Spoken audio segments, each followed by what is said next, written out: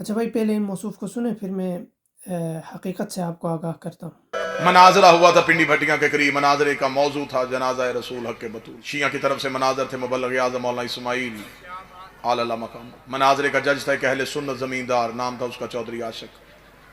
سنی تھا، دانشور تھا، فیصلے لوگوں کے کرتا تھا عقل کے مطابق۔ مناظرے کا جج اسے معین اس لیے کیا گیا کہ وہ فیصلہ حق پہ کرے۔ ظہر تک مناظرہ ہوتا رہا، ظہر کے وقت ظہر کی اذان ہوئی، نماز کا وقفہ ہوا۔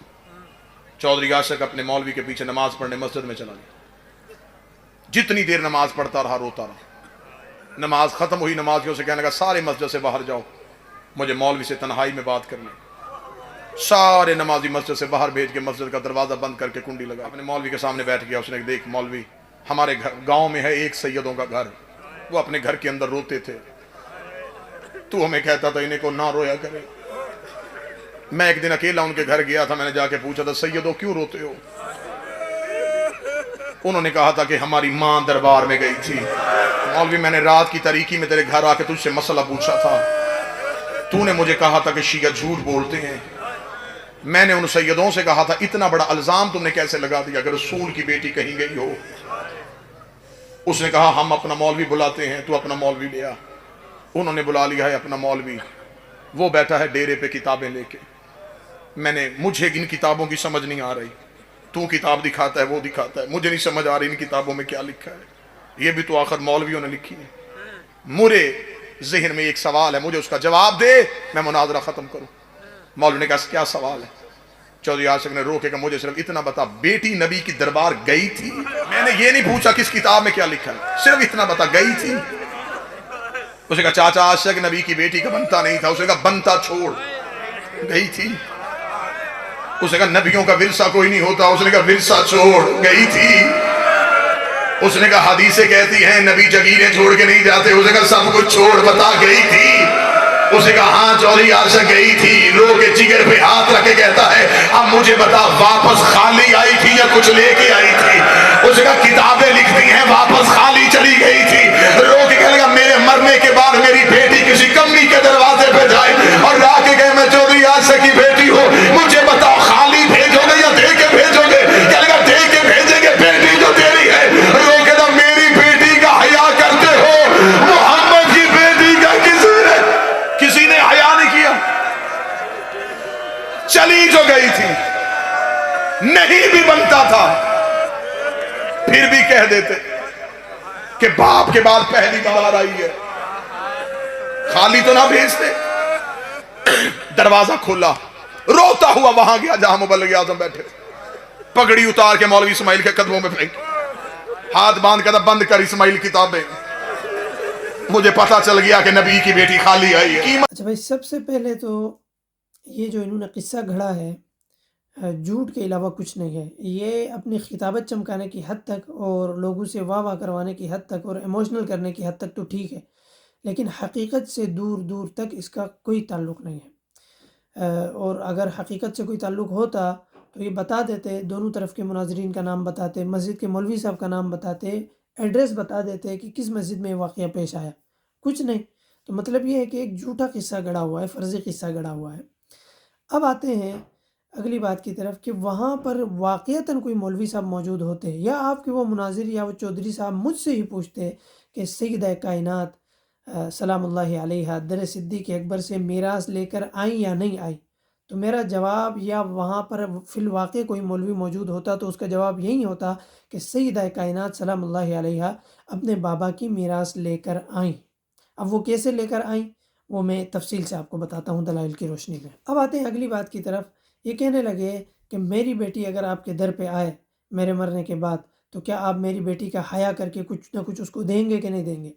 وراثت کے مسائل خود اللہ رب العزت نے قرآن میں واضح طور پر تفصیل سے بتائے ہیں اور وراثت خود تقسیم کیا اللہ رب العزت نے۔ اب کوئی بھی میرے در پہ آئے تو میں اس چیز کا مجاز نہیں ہوں، مجھے اس چیز کی اجازت نہیں ہے کہ میں اللہ کی تقسیم کی ہوئی وراثت میں تبدیلی کروں، رد و بدل کر کے اپنی خواہش کے مطابق یا کسی کا حیا کرتے ہوئے اس وراثت میں کوئی اضافہ کر دوں یا تبدیلی کر دوں، رد و بدل کر دوں۔ یہ قطعاً حرام ہے۔ اور جب اللہ رب العزت نے وراثت تقسیم کی ہے تو وہ تقسیم تمام مسلمانوں کے لیے یکساں ہے، اس میں کسی کا لحاظ نہیں کیا جا سکتا۔ اور تیسری بات یہ ہے کہ سیدہ کائنات سلام اللہ علیہ اور مولا کائنات سلام اللہ علیہ کی طرف اس طرح کی گھٹیا بات منسوب کرنا کہ دنیا کا یا زمین کا ایک ٹکڑا نہ ملنے پر وہ یہ بات اپنے دل پہ لے گئے اور خلیفہ وقت سے پوری زندگی انہوں نے بات نہ کی، میں سمجھتا ہوں کہ یہ ہر دو حضرات کی شان میں گستاخی ہے اور بے ادبی ہے، جن کی شان یہ ہے کہ جو مسلسل 3 دن سے روزے سے ہوں، روزہ رکھ رہے ہوں، اور ہر روز افطاری کے وقت کوئی نہ کوئی سوالی ان کے در پہ آتا ہے تو وہ اپنی افطاری پر بنائے ہوا تمام ساز و سامان ساری افطاری اس فقیر کے اس سوالی کے حوالے کر دیتے ہیں، اور اللہ رب العزت ان کے اس ایثار کو بیان کرتے ہوئے سورہ دہر کی آیات نازل فرماتے ہیں، آیت نمبر 6 سے 12 تک آپ پڑھ سکتے ہیں۔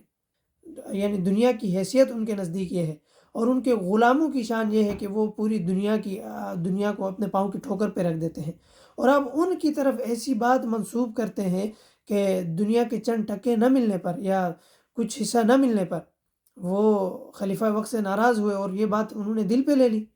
میں سمجھتا ہوں کہ یہ سیدہ کائنات کی شان میں بے ادبی ہے، اور یہ کہنا کہ سیدنا صدیق اکبر رضی اللہ تعالیٰ عنہ نے ان کو اپنے در سے خالی بھیجا، یہ بھی سیدنا صدیق اکبر کی شان میں گستاخی اور بے ادبی ہے۔ اب آتے ہیں اگلی بات کی طرف کہ کیا سیدہ کائنات سلام اللہ علیہ در صدیق اکبر پر آئیں اور اپنے بابا کی میراث لے کر گئیں یا نہیں لے کر گئیں؟ تو جواب سمپل سا ہے، اپنے بابا کی حقیقی میراث، حقیقی وراثت در صدیق اکبر سے لے کر گئیں۔ وہ کیسے؟ بھائی دیکھیے، بخاری شریف کی آپ حدیث پڑھیں 4035، اور اسی طرح آپ مسلم شریف کی حدیث 1759، اور اسی طرح سنن ابی داؤد کی حدیث ہے 3641، اور یہ حدیث ترمذی شریف میں بھی ہے، ابن ماجہ میں بھی ہے، مسند امام احمد میں بھی ہے۔ اب ان کا خلاصہ میں آپ کو بتا دیتا ہوں۔ دیکھیے، مسلم شریف میں آیا لا نورث ما ترکناہ صدقہ، ہماری وراثت نہیں ہوتی ہے، ہم جو کچھ چھوڑ کے جاتے ہیں وہ صدقہ ہوتا ہے، یعنی ہم نبیوں کی وراثت تقسیم نہیں ہوتی۔ اور اس حدیث کی مزید تشریح سنن ابی داؤد میں، ابن ماجہ میں، ترمذی شریف میں، مسند امام احمد میں ہوتی ہے کہ نبی مکرم صلی اللہ علیہ وسلم نے فرمایا کہ ہم جو نبی ہوتے ہیں ہم اپنی وراثت میں درہم و دینار چھوڑ کے نہیں جاتے، زمین جائیداد چھوڑ کے نہیں جاتے ہیں، بلکہ ہم اپنی وراثت میں علم چھوڑ کر جاتے ہیں۔ اب جس کے نصیب میں جتنا ہو وہ ہماری وراثت میں سے لے لے اور ہماری وراثت سے استفادہ کرے۔ تو نبیوں کی وراثت در حقیقت قرآن ہے، نبیوں کی وراثت در حقیقت علم ہے۔ اب آپ اس علم میں سے جتنا لینا چاہیں وہ آپ کی مرضی ہے۔ تو یہ نبی مکرم صلی اللہ علیہ وسلم نے صاف طور پر فرمایا کہ ہماری وراثت علم ہے، ہم جو کچھ زمین جائیداد چھوڑ کے جاتے ہیں وہ صدقہ ہوتی ہے۔ تو اب سیدہ فاطمہ سلام اللہ علیہ در صدیق اکبر پر آئیں، صدیق اکبر نے ان کے بابا کی حقیقی وراثت ان کو دے دی کہ آپ کے بابا نے تو یہ فرمایا ہے، اب میں کیا کروں؟ اس طرح سیدہ فاطمہ سلام اللہ علیہ در صدیق اکبر سے اپنے والد کی حقیقی وراثت لے کر آئیں جو کہ علم تھا، اور در صدیق اکبر سے علم لے کر واپس آئیں۔ باقی جو تفصیلات ہیں وہ کتابوں میں موجود ہیں، آپ خود پڑھ سکتے ہیں۔ اس وقت میں نے مختصر ایک جواب دینا تھا کہ وہ وراثت لے کر آئیں یا نہیں آئیں، اتنی سی بات تھی، اور اس کا واضح سا جواب ہے کہ وہ وراثت لے کر آئیں، میں نے آپ کو بتا دیا قرآن۔ اور میری آپ سب سے گزارش ہے کہ صرف ذاکروں اور خطیبوں کو جو جھوٹے قصے گھڑتے ہیں، جھوٹی کہانیاں بنا کے سناتے ہیں، ان کو سن کر کنفیوز ہونے کے بجائے آپ خود کتاب پڑھیں، آپ خود تحقیق کریں، موجود ہیں، اللہ نے آپ کو عقل دی ہے، اللہ نے آپ کو فہم دیا ہے، پڑھنے کی صلاحیت دی ہے۔ آپ اس طرح کے واعظوں اور خطیبوں کو سننے کے بجائے اور کنفیوز ہونے کے بجائے آپ خود کچھ پڑھیں اور تحقیق کریں، تو یہ تمام مسائل واضح ہوں گے۔ اور السلام علیکم ورحمۃ اللہ وبرکاتہ۔